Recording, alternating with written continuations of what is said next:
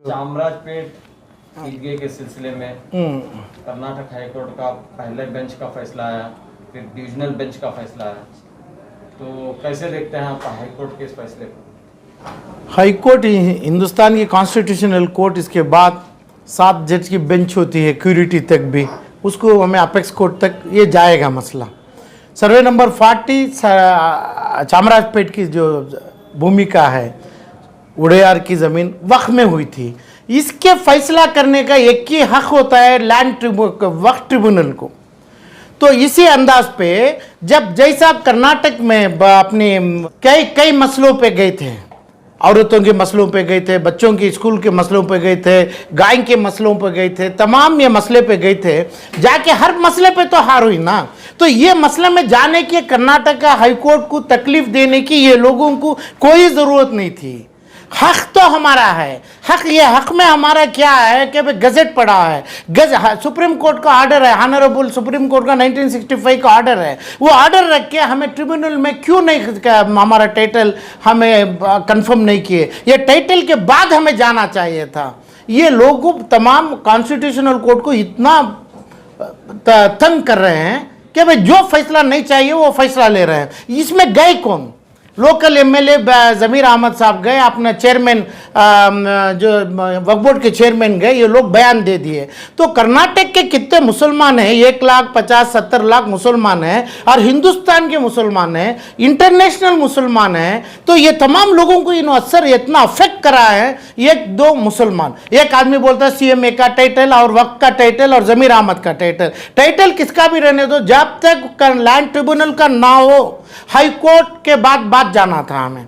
High court को कैसे गए? सर्वे नंबर 40 हमारा है नहीं है, रेवेन्यू डिपार्टमेंट नोटिस दी थी, अपना डॉक्यूमेंट दो, ये हॉस्टल में है, दुश्मनागी में है हमारी। तो हमें लीगल नोटिस दिया था commissioner of police, principal secretary of home और रेवेन्यू और ये वक्फ के लोगों को।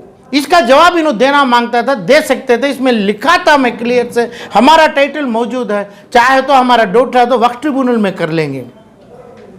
वक्फ ट्रिब्यूनल में डाले हैं, अच्छा वक्फ ट्रिब्यूनल में स्टे नहीं देंगे, स्टे नहीं चाहिए था हमारे को। जो इसका तरीका यही था, मेरे को इतने बेवकूफ़ी कर रहे हैं ये लोग, ये मजमे जमा के ये तमाम लोग ये इलेक्शन के और तमाम अपनी पोजीशन के लिए वक्फ बोर्ड का चेयरमैन जो शाफी सादी है वो आदमी है और दूसरा एमएलए इतना गंदगी कर रहे हैं इन्हों कि भाई अपने इलेक्शन को मुद्दा रखते हैं, अपने सीट के कुर्सी को रखते हैं। 150 मुसलमान को लाख मुसलमानों की तौहीन कर रहे हैं, उनको लाशें बना रहे हैं। ये ज़रूरी था कि भाई लैंड वक्फ ट्रिब्यूनल हमारा बोलता कि भाई एडमिट कर लिए, हमें ऑनरेबल रेस्पेक्टेबल सुप्रीम कोर्ट के पास जाएंगे कि भाई जब तक मसला हमारा ट्रिब्यूनल में ना हो, कोई हम ना फैसला कोई वो चीज़ में गंदगी ना करे, उसका स्टेटस को ऑर्डर ले सकते थे। हमें अभी गए यानी हमें कॉन्स्टिट्यूशनल कोर्ट को हमें मिडिल कराए, तुम्हें ये है उन्हें ही करना है, ये चीज़ लेके जाना था। तो इसके जवाबदार, इसके जिम्मेदार सिर्फ दोनों आदमी हैं कि भाई ज़मीर अहमद एमएलए है और वक्फ बोर्ड का चेयरमैन है। ये दोनों के माल, ये दोनों की चीज़, ये तमाम हिंदुस्तान की कर्नाटक की क़ुव्वत इनमें नहीं है। मुसलमानों का माल ट्रिब्यूनल में केस डाल के, ये केस का सिला लेके जब तक केस ना होता है आप एक ऑर्डर दीजिए, वहाँ पे ना गणेशा बिठाएंगे, ना चाहे तो हमें नमाज पढ़ेंगे, जैसा है स्टेटस को दियो। स्टेटस को में नमाज होती थी, गणेशा की बात 50 साल से नहीं हो रही थी, तो उसमें हमें पूछ सकते थे। जितना हुआ है, जो टाइटल रेवेन्यू का है एकदम गलत है, अनलॉफुल है। जो चीज़ अभी जो ऑर्डर लिए हैं उन्होंने हम कॉन्स्टिट्यूशनल कोर्ट कॉम्प्रोमाइज़ करने देखते हैं कि भाई खून खराबा ना हो, दोनों कम्युनिटी को जमा के रखेंगे। तो आप गणेशा भी बिठाइए, आप नमाज भी पढ़ लीजिए, तो कहाँ का फैसला है? तो ये फैसले को हमें सर झुका के मानना है अभी। तो ये फैसले तक लेके गए कौन है? जैसा 3 लड़कियों को अपना हुबली से वहाँ से लेके आए थे, लेके आके जो हिंदुस्तान के पूरे औरतों का चद्दर का खींच रहे हैं ये लोग ऑनरेबल सुप्रीम कोर्ट में, अपना बुर्का भी खींचेंगे। ऐसे मसले क्यों करते हैं इन्हों?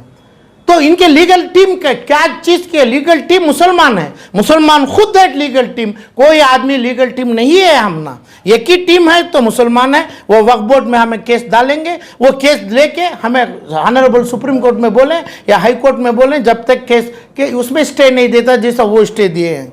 तो मगर ये तो बोल सकते हैं ये तो फैसला वो करेगी, जब तक फैसला करेगी हमारे को टाइम दो। फैसले में भी ये लाएंगे हमें 1965-7 का जो सुप्रीम कोर्ट का ऑर्डर है, वो ऑर्डर को हमें दाखिलात बनाएंगे, गजेट बनाएंगे। कहाँ है CMA, कहाँ है चेयरमैन, कौन है CEO, कौन है MLA, क्या हो रहा है ये ऑर्डर आज हमें हाई कोर्ट का नहीं, कल डबल बेंच को गए, परसों सुप्रीम कोर्ट में जाएंगे, सर झुकाएंगे। मगर इतना सर झुकाने के लिए रखे कौन है? तो इसलिए मेरी बात है कि भाई जो फैसले के लिए गए तलब करे, सरासर गलत है, नादानी है, बच्चों वाली काम है। तो ये काम टाइटल के लिए हम पूछा था, हम बोला था टाइटल वक्फ ट्रिब्यूनल से होता है, वक्फ ट्रिब्यूनल का पेपर हमें वहां पे देना था, सुप्रीम कोर्ट का पेपर 1965 का वक्फ में देना था, गजेट का देना था। ये आपके पास नहीं है ऐसे, आप तो मैं तीनों लोगों के पास, जमीर के पास, वक्फ के औकाफ के पास और CMA के पास, आप भाग जाइए, आप छोड़ दीजिए, रिजाइन कर दीजिए। मुसलमान की तौहीन, मुसलमान को हिंदू से लड़ाने का काम, उसका करने का काम ये बोलता है, अपना चेयरमैन बोलता है तुम MLA सही किया। किसको पूछ के किया, क्या किया, क्या मसला किया, क्या लीगल ओपिनियन है, किसकी लीगल ओपिनियन है? रखो ना 160 लाख मुसलमान के सामने। तो ये तो नादानी हुआ है, अनलॉफुल काम करके रेस्पेक्टेड हाई कोर्ट को तकलीफ दिए हैं, एकदम उन्होंने तकलीफ में पहुंचाए। अभी 1,60,00,000 मुसलमान को भी तकलीफ आ गई। जो करना है उनके पास, उनकी चीज, उनके अहदा, उनके चेयर के लिए हर चीज छपा लिया उन्होंने, पेपर कागजात होना है हमारा, उसके ऊपर हमें ट्रिब्यूनल को जाके as per the 7 judges bench of the Honorable Supreme Court of India, जब डिस्प्यूट आता है, यानी डिस्प्यूटेड मैटर को कॉन्स्टिट्यूशनल कोर्ट दखल नहीं देंगे। ये तो डिस्प्यूटेड मैटर है, कैसे दखल देने रखे, क्यों लाए तुम्हें इसको?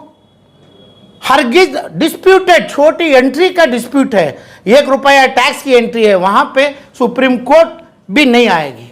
उसका अथॉरिटी जो ट्रिब्यूनल है, रेवेन्यू ऑफिसर है, जो कोर्ट है वही करेगी, उसके बाद हमें जाना। इसको कौन सलाह दिए है लोगों को? इसलिए सरासर गलत काम किए, गलत आर्डर मुसलमानों के ऊपर डाले।